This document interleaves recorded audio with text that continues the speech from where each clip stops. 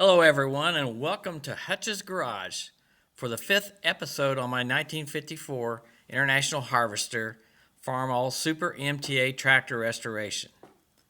In this episode I will remove the front bolster, the engine crankshaft pin and nut, the lower bolster from the upper bolster, and will then be ready to remove the engine from the transmission. I want to review where I'm at on the tractor right now as far as getting ready to remove the engine from the transmission and everything. What I've done is put a jack right here under the clutch area or flywheel area of the tractor. That will support the entire front end. I've also removed the front tires and rims, as you can see. So this is free, and I'm getting ready to set up to remove the front bolster. So I'm ready almost to do that, but I have to remove the side rails. I'm probably going to remove both of them. You can sometimes leave one in there or loosen these up and pull it straight out.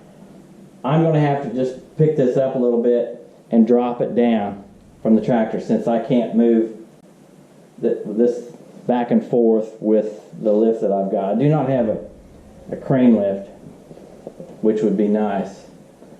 I've got the engine, as I showed before, hooked up ready to lift for the most part. When I get ready to, after I remove the front bolster, we'll take the load off the jack and just kind of float the engine there. I'll have a support under the belly of the tractor with that wheel and frame mechanism there that'll support the transmission to the rear end, and I'll be able to roll the tractor back. So the first thing I need to do as far as removing the side frame, there are 10 bolts on each side. These back 4 take a 1-inch wrench. Up here by the engine, on the engine mount, 2 of them take a 3/4 inch wrench, and these that bolt the bolster onto the frame are 7/8 inch sockets. That's what I'll need to do. I've put penetrating oil in here before and things like that. I have already loosened this particular bolt here, which it's just basically wrenched tight. So I'm going to start loosening up the bolts on this side. Like I said, I already loosened this one. I got a big breaker bar here with a 1-inch socket.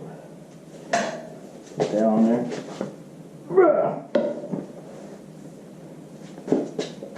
Yes, I kind of yell and make noise when I do things.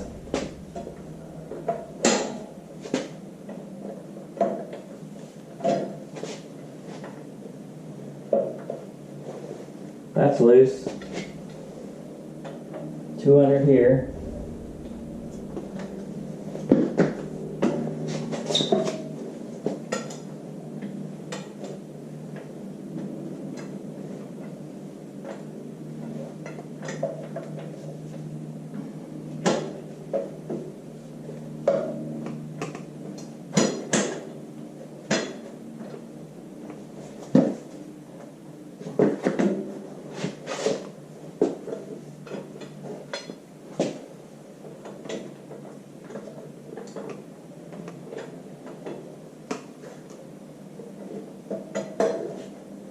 I believe I can get that a little smaller.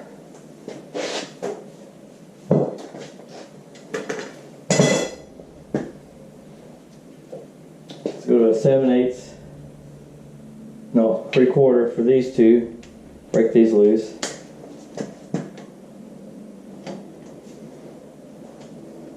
I do not know if the rails have ever been off this tractor before, as far as the engine being taken out for clutch replacement or an engine rebuild. We'll find out when we get farther into this project, and hopefully we'll discover if the engine's been apart before.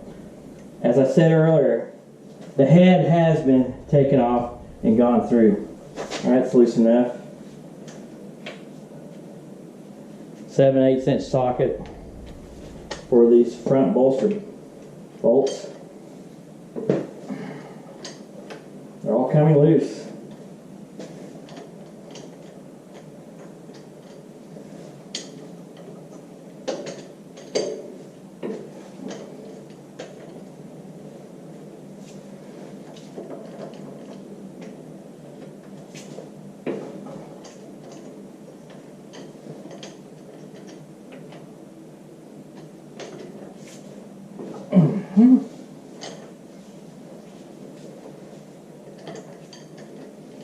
Now that I've gone that far with these breaker bars, I can use a ratchet.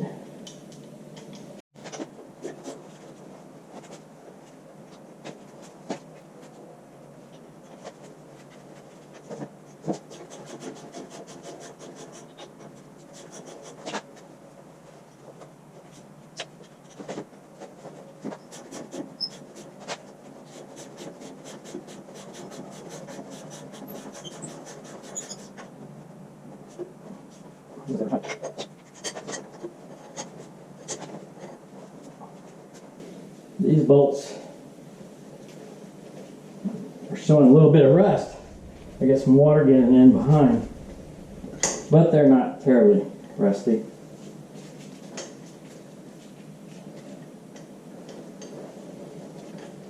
Alright, I'm at a point where it's just repetition from now on. The other side frame rail I will take off off camera. And what I'll do is get everything prepared for just a couple bolts holding this bolster on, set up my front rig to remove the bolster, and I'll show you that next. I'm ready to take the bolster off now. I took the right side channel rail off on the opposite side, and it did not want to come off. I had to take a long bar and pry it back and forth till it finally came off. It was rusted up here, this area right there, where the channel comes around the bolster.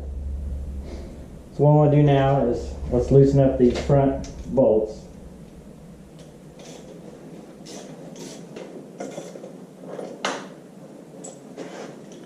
That bolt is out.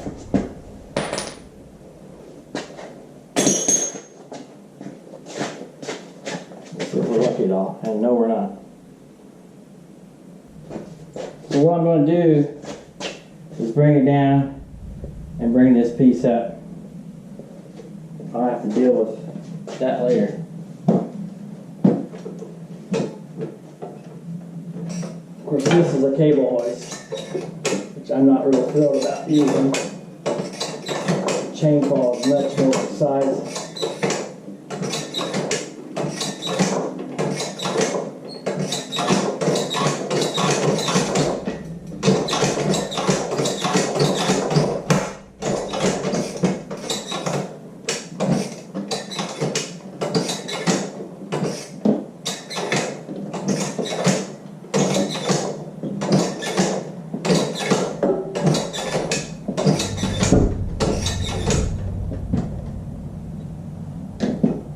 Chain is going to pop over that.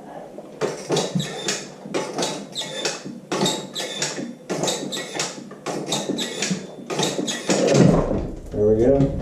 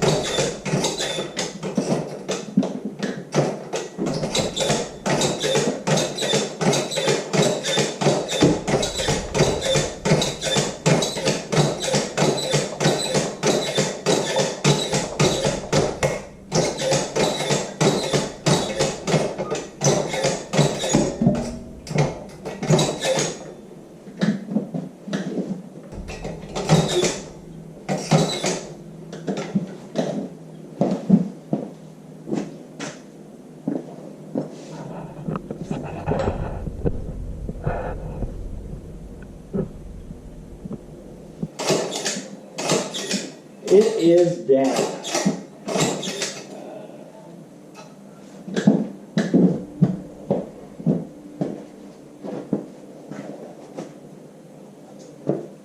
Get this side rail off. There we are. That's loose. Well, that was... So there we are. Got the side rail off, everything's down. I want to mention one thing. Before I removed the side rail on the other side, I had to remove the oil filter unit.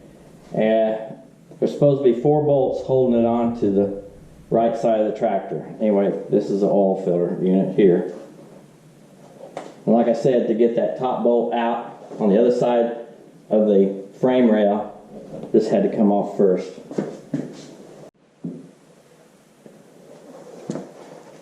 While the engine's still on the tractor, I figured it's a good time to take the front nut off the crankshaft. First have to take this pin out and then get to the nut. What I did earlier,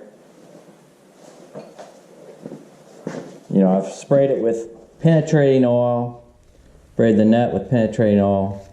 Hopefully that'll help. And I also sanded this area off here so the pin will slide through when I hammer it through.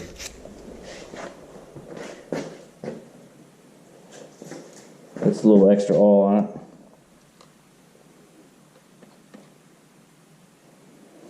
Now what I want to do is, I might as well heat it up.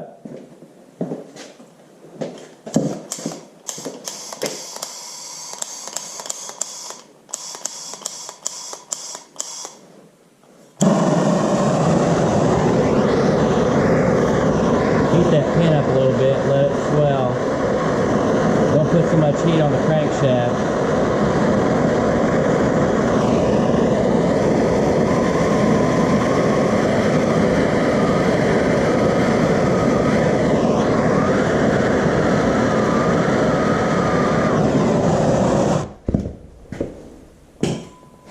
That ought to be enough. Let it cool just a little bit.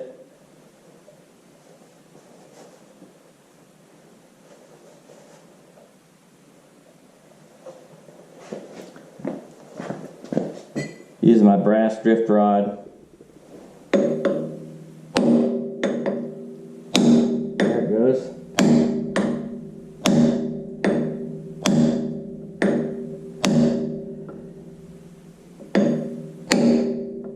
Looks like they never used the hand crank on this tractor because I don't see any wear from that. Now I'll drive it on through with a smaller rod. Still brass.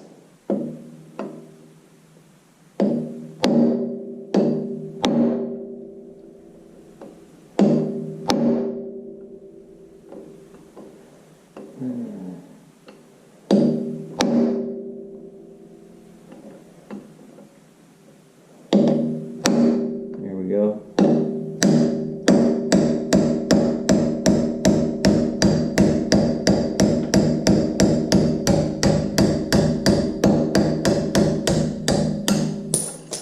Now she comes.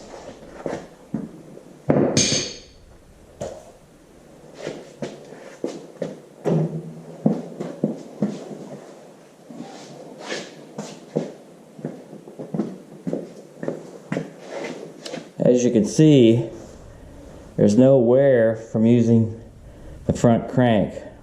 That's probably why the front crank is all froze up. It's just a pin, spring. Anyway, came out. Next thing we want to do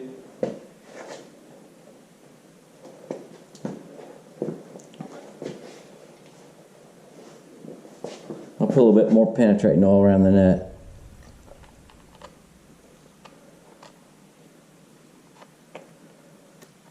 I'm not sure if that'll help. There. Then I want to put heat on the nut. Using just a small torch.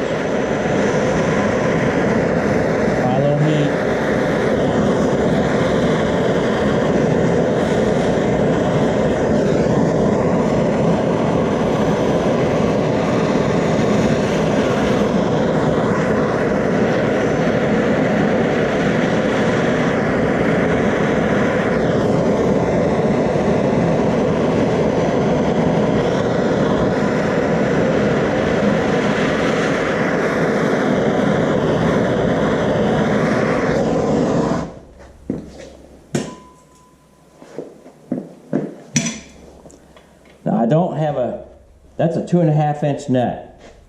I don't have a 2.5 inch socket, and they're pretty expensive to do just this one job, but I do have this automotive type, I call a monkey wrench.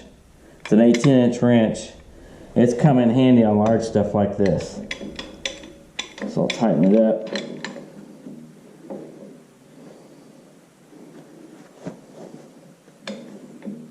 That's as far as I can get it on there. Use my little cheater here. Now, before I do this, I want to put the tractor in gear. That's why I'm doing it on the tractor.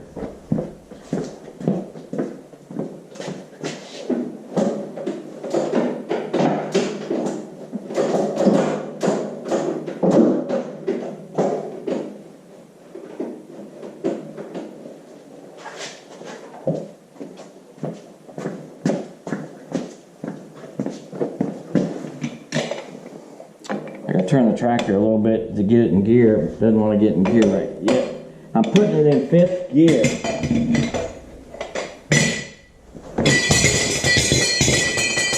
Sorry about that. Maybe we'll try 4th. I can only get it in 4th.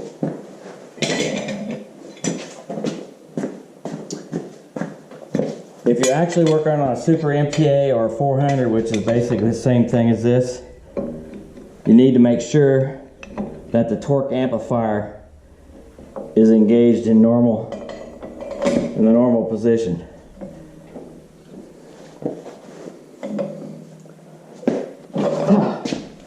Came loose. I don't think this nut's ever been off this tractor since it was built at the factory. Again, we'll find out later. We tear into the engine.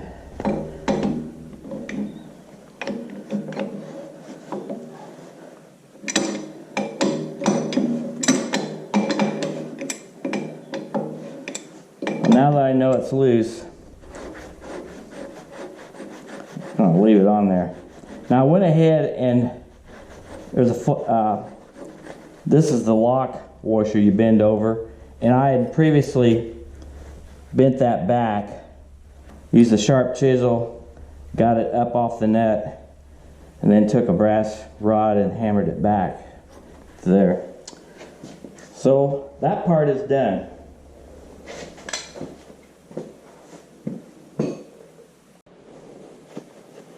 What I'm doing now is working on getting the front lower bolster off that also contains the wheels and hubs. What I've done is put penetrating oil on these nuts, whether that did any good or not. Applied some heat with my little MAP gas torch. And the wrenches you need are 1 1/16 for this nut right here, on all 4 of them. And then for the top nut, it's a 1 inch. You have to rotate the wheels so that you can get access and put that wrench in this space right here. So what I'm doing is putting this on here, and I'm using a rubber mallet, reaching down and grab my 1 inch and smacking that to get it loose. They're actually surprisingly loose.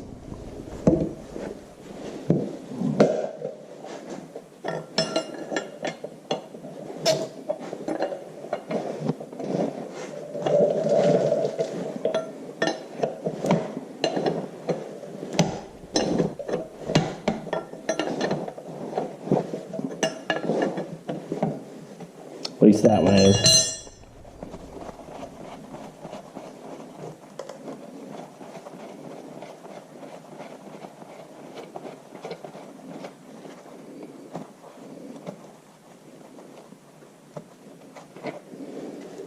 Lock washer there.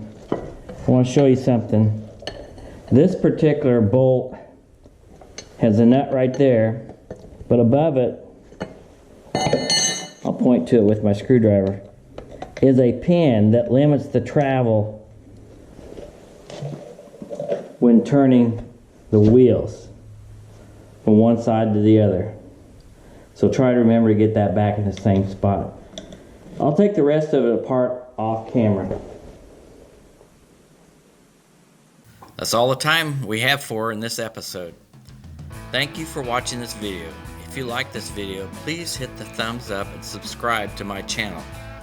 Please continue to join me for the next episode as I restore and rebuild this 1954 International Harvester Farmall Super MTA tractor.